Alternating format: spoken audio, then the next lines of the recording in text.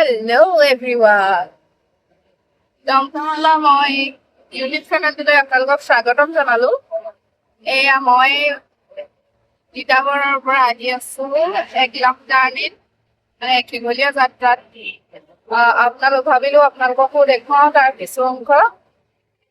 এয়া মই তিতাবৰৰ পৰা ষ্টাৰ্টিং কৰিছো আৰু দেই। এইখন আছে গুণমতী দেৱী স্কুল।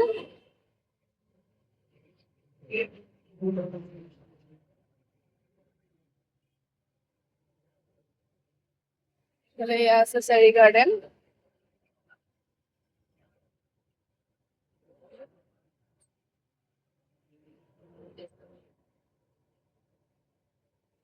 মোৰ দমদমলা মই ইউটিউব চেনেলটো আপোনালোক সকলোৱে ছাবস্ক্ৰাইব কৰি দিব আৰু মৰমেৰে আদৰি ল'ব বুলি আশা কৰিলো দেই। আপোনালোকে মৰম দিলেহে মানে ময়ো আগুৱাই যাব পাৰিম, নহয় জানো?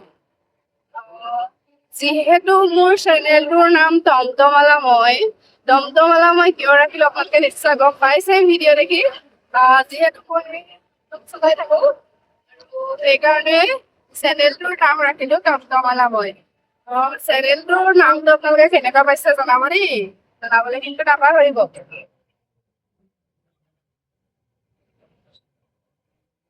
আৰু আজি দেখিছে কিমান ৰ'দ দিছে, ইমান মানে ৰ'দ, আপোনাৰ কি কম। ইমান ৰ'দত মানুহ বাহিৰত ওলাবলৈকে ভয়, কিন্তু আমি কি কৰিব, আমাৰ কৰ্ম আমি কৰিবই লাগিব, নকৰিলে ক'ত হ'ব। আমাৰ কৰ্ম এতিয়াতো দমদম চলোৱাটো আপোনালোকে সকলোৱে জানেই, আৰু নজনাসকলেও জানিব দিয়কচোন। আজি 2 বছৰে টমটমখন চলাই মই খাই আছো বুলি ক'ব লাগিব।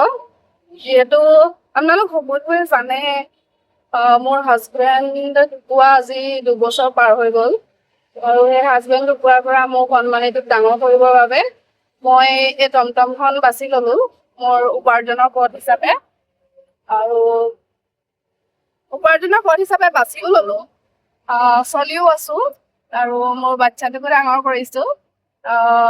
মোৰ গৰ্ভত যেতিয়া সন্তানটি 3.5 মাহৰ আছিলে, তেতিয়াই মই মোৰ হাজবেণ্ডক আৰু মোৰ সন্তানটিয়ে দেউতাকক হেৰুৱালে, আৰু সেই তেতিয়াৰে পৰা মই এই সন্তানটিৰ কাৰণে অবিৰতভাৱে যুঁজি আহিছো আৰু যুঁজি যাম।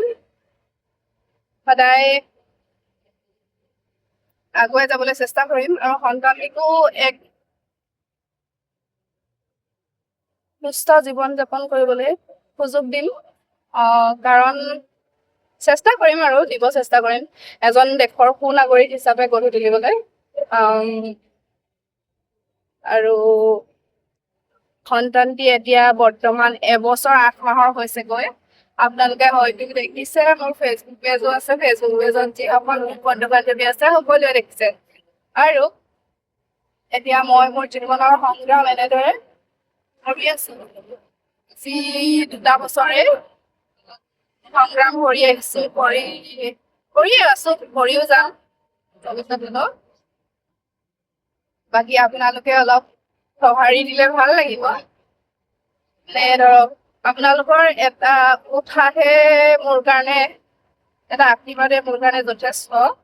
আৰু সকলোৱে যদি মৰম দিয়ে, কিনো অসম্ভৱ, আজিকালি অসম্ভৱ বোলা বস্তুটো একোৱেই নাই। এতিয়া এনেকে চলি আছো, চলি থাকিম, আৰু আগলৈ চলি থাকিবলৈ মানে আপোনালোকে আশীৰ্বাদ কৰিব। বেলেগ একো নালাগে মোক, এটা সুস্থ শৰীৰ হলে কৰ্ম কৰি যাবলৈ মানে একো চিন্তা কৰিবলৈ প্ৰয়োজনেই নাই। আপোনাৰ শৰীৰটো যদি সুস্থ থাকে নহয়, কষ্ট কৰিবলৈ কেতিয়াও ভয় কৰিব নালাগে বুলি মই ভাবো। আৰু সঁচাকৈয়ে মই এটা সুস্থ শৰীৰৰ বাহিৰে বেলেগ একোৱেই নিবিচাৰো। ভগৱানক মই সদায় এটাই প্ৰাৰ্থনা কৰো, হে প্ৰভু মোক সুস্থ ৰাখিবা সদায়, তেতিয়া যাতে মই মানে কৰ্ম কৰি যাব পাৰো, যিমান কষ্ট হলেও কষ্ট কৰিব পাৰো যাতে। আৰু কষ্ট কৰি যোৱাটো মোৰ মানে এটা কৰ্তব্য বুলি ভাবো, কাৰণ কৰ্তব্যৰ লগতে দায়িত্ব। এটা সন্তানৰ মাতৃ হিচাপে যিখিনি কৰণীয় কাম আছে সেইখিনি কৰিব চেষ্টা কৰো, আৰু কৰিবলৈ চেষ্টা কৰো, কৰি যাম। আৰু সন্তানটিক ভালৰূপে গঢ়িব লাগিব।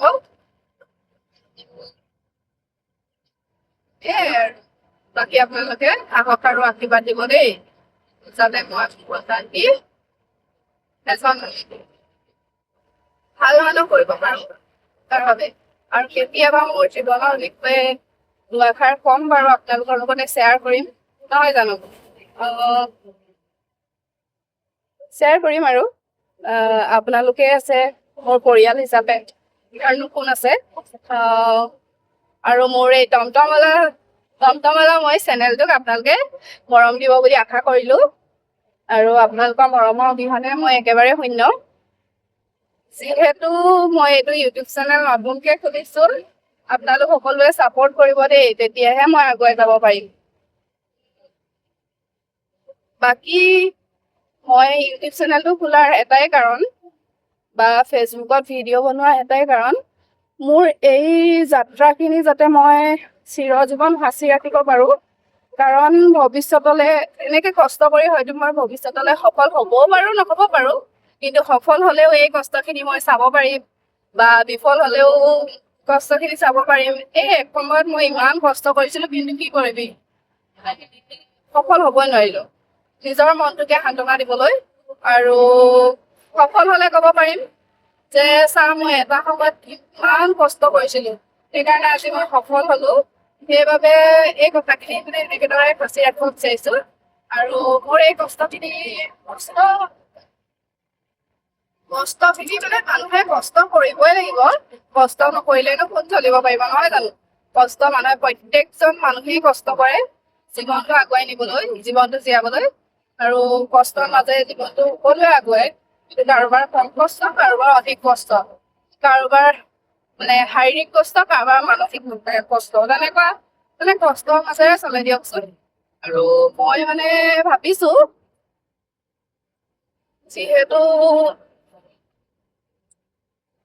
মই এইখিনি কৰ্ম কৰি আছো, মোৰ কাৰণে মই কষ্ট বুলি ভাবিলে নহব, মানে এইখিনি কষ্ট বুলি ভাবিলে নহব।